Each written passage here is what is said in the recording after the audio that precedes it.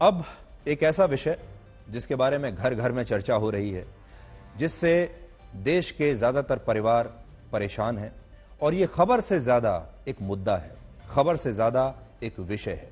क्योंकि कल एक यूट्यूबर ने माता पिता को लेकर एक बहुत ही अभद्र और अश्लील टिप्पणी की थी, जिसके बाद से ये मुद्दा पहले तो पूरे देश में चलता रहा, लोग इसके बारे में बात करते रहे, देश के ज्यादातर लोग इससे बहुत आहत हुए क्योंकि ये हमारी संस्कृति के खिलाफ है।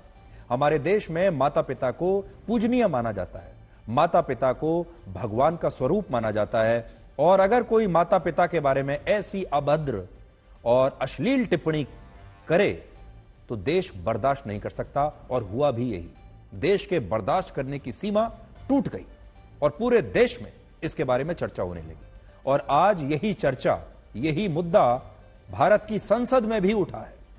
कई सांसदों ने आज यह मांग की है कि इस यूट्यूबर के खिलाफ कानूनी कार्रवाई तो होनी ही चाहिए, लेकिन अब समय आ गया है कि सरकार को सोशल मीडिया पर फैल रहे आपत्तिजनक और अश्लील कंटेंट को रोकने के लिए भी कड़े कदम उठाने चाहिए। इस यूट्यूबर की अश्लील टिप्पणी के बाद से पूरे देश में सोशल मीडिया पर फैल रहे अश्लील कंटेंट के खिलाफ एक जबरदस्त माहौल बन चुका है। लोग इस पर चिंता तो पहले भी करते थे, लोग इसके बारे में बात तो पहले भी करते थे, लेकिन कल जिसको आप कहते हैं कि जो ट्रिगर पॉइंट आया है, अब की बार ऐसा आया है कि देश ने जैसे अपना मन ही बना लिया है। अब देश के लगभग हर परिवार में लोग पूछ रहे हैं कि ज्यादा व्यूज पाने के लालच में अश्लीलता की यह रेस आखिर कब रुकेगी। और इस तरह की अश्लीलता से अब हमारे देश की पीढ़ियां बर्बाद हो रही हैं, हमारे देश के युवा बर्बाद हो रहे हैं, उनका दिमाग दूषित हो रहा है। इस घटना में जिन यूट्यूबर्स ने कॉमेडी के नाम पर यह आपत्तिजनक कंटेंट बनाया, वो तो दोषी हैं ही। जो ये बातें कर रहे हैं इसके बदले में व्यूज कमाने के लिए, वायरल होने के लिए, वो तो हैं ही सबसे बड़े दोषी।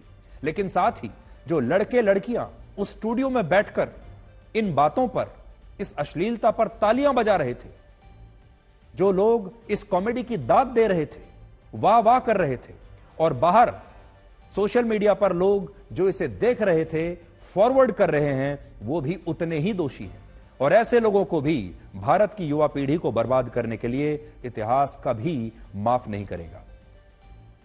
महाभारत का एक प्रसंग है, जब द्रौपदी का चीरहरण हुआ था, तब इस चीरहरण पर उस दरबार में बैठे कई लोग चुप रहे थे, खामोश रहे थे। इस चुप्पी पर भगवान श्री कृष्ण ने कहा था कि अन्याय देखने वालों की चुप्पी भी अधर्म का समर्थन करने के बराबर है, और जब युद्ध में ऐसे योद्धाओं की मृत्यु होती है तो यह इस बात का प्रतीक है कि अधर्म को सहने वालों को भी दंड मिलता है। और आज हम यही बात कहेंगे कि जो लड़के लड़कियां इस यूट्यूबर की अश्लील बातों पर तालियां बजा रहे थे, जो इसके वीडियोस को अब तक फॉरवर्ड कर रहे हैं, जो लोग इन्हें देख रहे हैं, जो इन्हें कॉमेडी के नाम पर देखकर खुश हो रहे हैं, हंस रहे हैं, वो भी उतने ही दोषी माने जाएंगे। और इन लोगों को भी आज पूरे देश को पहचानना होगा कि ये लोग कौन हैं जो हमारे देश की युवा पीढ़ी को समाप्त करने में लगे हुए हैं। और सबसे बड़ा सवाल आज ये है, ये सब कुछ होता है क्रिएटिविटी के नाम पर, ये सब कुछ होता है अभिव्यक्ति की आजादी के नाम पर। क्या क्रिएटिव बनने के लिए, क्या कलात्मक बनने के लिए, क्या कॉमेडी के लिए अश्लीलता जरूरी है? एक चुनौती है देश के इन सारे इस तरह के कलाकारों के लिए कि क्या आप बिना अश्लील बात किए लोगों को नहीं हंसा सकते? क्या बिना अश्लीलता किए आपको व्यूज नहीं मिलेंगे? क्या बिना अश्लील और अभद्र बातें किए आप की तारीफ नहीं होगी, आप वायरल नहीं होंगे? आप करके देखिए, शायद आप कुछ कर पाएंगे। और अगर आप नहीं कर पा रहे तो आप ना तो क्रिएटिव हैं और ना ही आप कलाकार हैं। इसलिए आज हम इन सारे लोगों से यही कहना चाहेंगे कि आजकल सोशल मीडिया पर एक नई पौध ऐसे कंटेंट क्रिएटर्स की आ गई है, जो अपने आप को कहते तो हैं content creators, social media influencers, लेकिन इनके पास कोई प्रतिभा नहीं, कोई हुनर नहीं, इन्होंने कहीं से कोई डिग्री हासिल नहीं की, ना ही जिंदगी का अनुभव लिया है।